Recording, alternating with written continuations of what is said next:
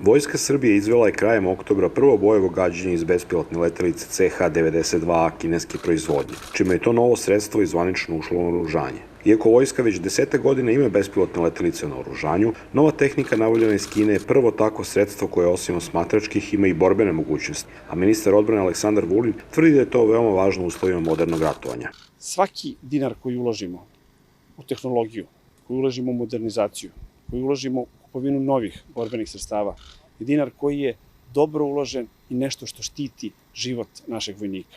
Zato Vojska Srbije može da kaže da je sa kupovinom CH-92, bar u našem regionu, preuzela vođstvo, a da je u stanju da se nosi i sa mnogo većim i razvijenijim armijama nego što smo mi. Srbija je već nekoliko decenija pokušavala konstruiši sopstvenu borbenu bespilotnu letelicu, ali u tome imala ograničenog uspeha.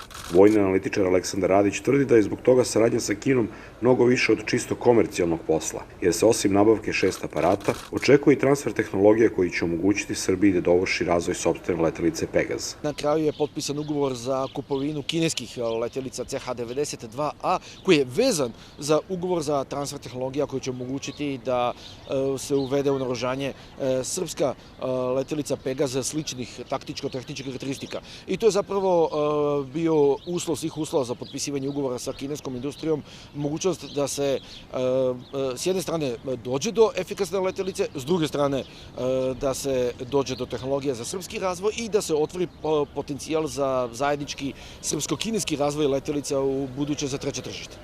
Ministar odbrane potvrđuje da je Srbija od Kine uz oružje kupila i znanje koje će koristiti za unapređenje kapaciteta domaće vojne industrije. Kupovina bespilotnih letelica CH-92 nije samo kupovina gotovih dronova, ona je i transfer tehnologija, ona je prilika da naučimo kako se proizvodi i da naše postojeće bespilotne letelice usavršimo i brzo ih stavimo u funkciju.